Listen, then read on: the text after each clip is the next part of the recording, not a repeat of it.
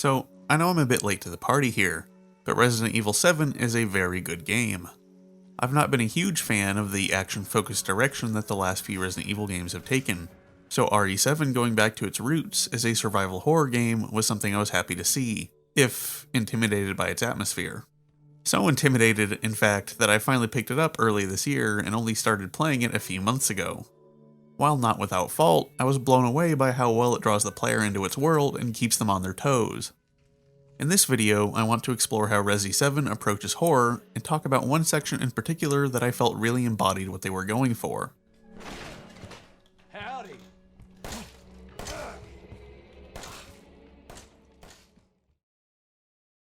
Resident Evil 7 does a lot of things right, during its first few hours especially. While the introduction segment of the guest house is entirely scripted, it takes you through a twisting roller coaster of unsettling environments and unexpectedly shocking sequences. I mean, let's face it, it isn't often that you carry your own arm around in a video game if your name isn't Sir Daniel Fortescue. After the events of the guest house, and your introduction to the lovely Baker family,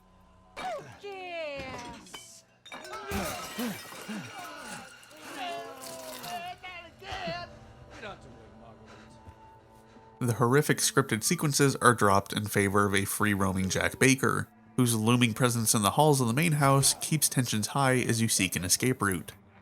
In addition, you will regularly stumble across the Molded, enemies that materialize out of the environment to attack you from any angle and preventing you from ever truly feeling safe.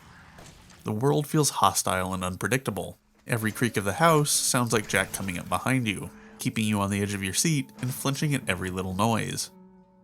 Speaking of, let's talk about Jack for a little bit. Jack is an unstoppable force of nature. He is homicidal, he is intimidating, he is hilariously deranged. A nightmare given flesh, Jack stalks you throughout most of your time in the main house.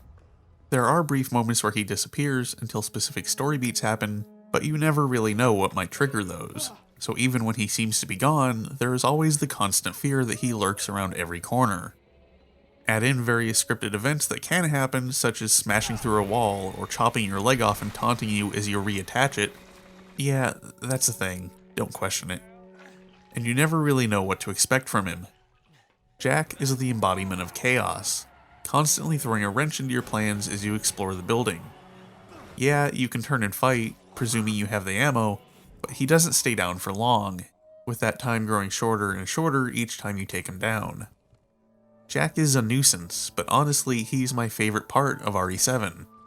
Jack's presence keeps tensions high, and his taunts as he chases and searches for you are ridiculous to the point of cartoon villainy.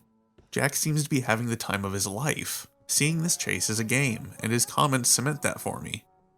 Never have I seen a video game antagonist seem to have as much fun as Jack as he chases me around his maze-like home. The Baker's house itself is fantastically designed to unnerve and unsettle. There's little flow to be found here. A well-designed home allows for relative ease when going from one place to another, and the Baker estate is anything but.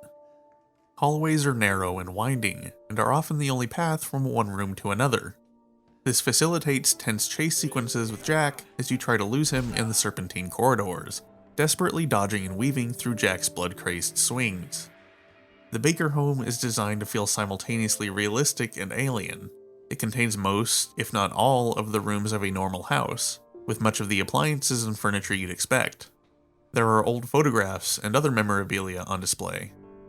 On the flip side, however, much of the house is covered in filth or otherwise decrepit.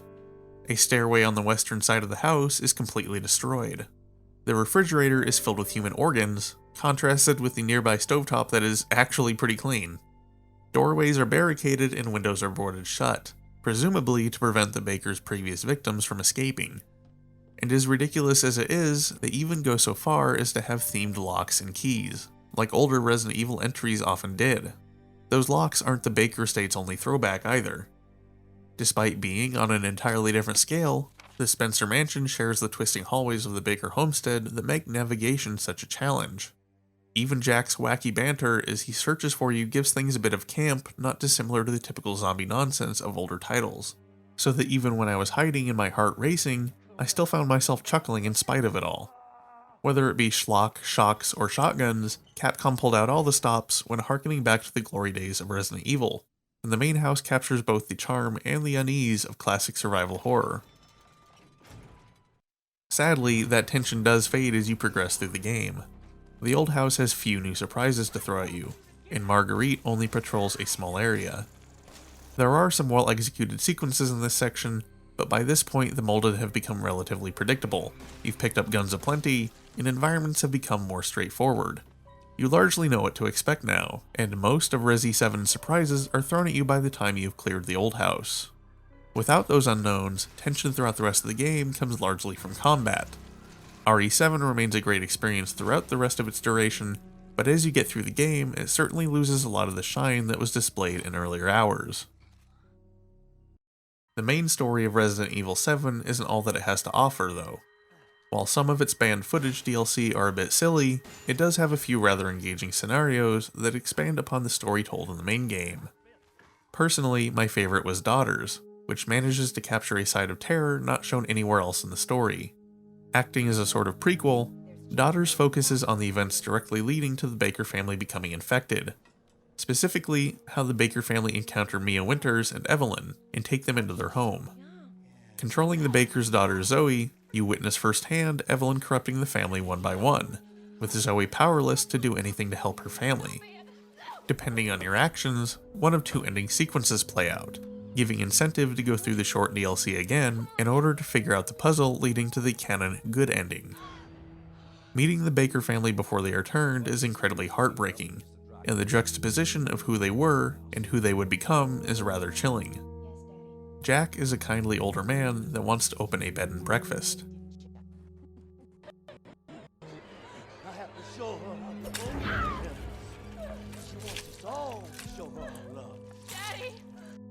Marguerite is a caring mother and housewife.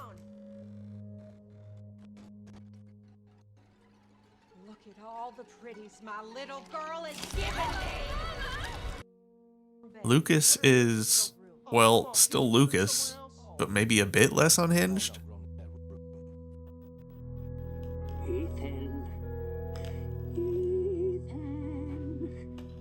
Even with the brief window into their lives that Daughters gives us, I found myself really liking who the Bakers were. They were the highlight of Resident Evil 7 for me, and experiencing the tragedy that befalls them simply because they were good, kind people was truly disturbing. Watching as Evelyn dominates their minds and turns them to madness reached a level of terror that the main game wasn't able to. And seeing everything play out through Zoe's eyes brought a level of closeness to the situation that made it even harder to deal with. Her confusion and panic are palpable, and Zoe's pleas to her mom and dad are haunting. Daughters does much to establish the Baker family's humanity, something that the main story of Resident Evil 7 doesn't touch on save for a short moment where Ethan is encased in mold. During this time, he is confronted by the minds of Jack and Zoe, where Jack apologizes for what he and his family have put Ethan through. It isn't until Daughters that we get a look at how the Bakers used to be a warm and loving family. We catch glimpses of who they were as people by how they react to the horrors unfolding around them on that fateful night. Jack, panicking but trying to stay strong and protect his family. Marguerite, wresting control of herself and handing Zoe the car keys so that she can escape and find help for them. Even Lucas, terrible person that he is, desperately trying to get away as Jack drags him down the hall to meet Evelyn. It gives them more depth and makes their fate all the more tragic. What struck me the most about Daughters is how close to home this experience is going to be for some people. There are a lot of parallels to be drawn between the infection that grips the Baker family and problems that rip apart families in real life. Drug addiction, alcoholism, and more can have a profound impact on someone's personality, changing someone you love into a complete stranger and leaving you feeling confused and helpless. While Zoe going through this is an entirely different scenario, the result of it is very similar. Zoe is left with her familial relationships destroyed, antagonized by people who look like her family but are nothing like them. Even beyond the horror of the Bakers being overcome with this infection, this is a terrifying ordeal to go through and one that is bound to be relatable to at least some of RE7's audience. It is some incredibly meaningful symbolism that makes it easier to relate to Zoe and understand what the character is going through. Resident Evil 7 is a fantastic game with some really great horror. The main story manages to bring Resident Evil back to its roots, even if its focus begins to falter around halfway through the game. Despite this, the Daughters DLC brings the terror to heights previously unreached, and provides a meaningful story for players to relate to. Capcom really knocked it out of the park with Resi 7, and from what I've seen, the upcoming Resident Evil 2 remake is looking fantastic as well. Maybe, with a bit of luck, we're entering a new era of survival horror. Anyway, that's what's been churning through my head since getting through Resident Evil 7. As with basically all my videos, this has been a way for me to process my thoughts and feelings, but hopefully you were able to get some enjoyment out of it. If you did enjoy it, giving the video a like would be a huge help, and if you'd like to see more of my videos then be sure to subscribe. If you'd like to help support me, I recently started a Patreon that you can contribute to and join these great people on screen, or you could share this video with people who might enjoy it. Thanks for watching.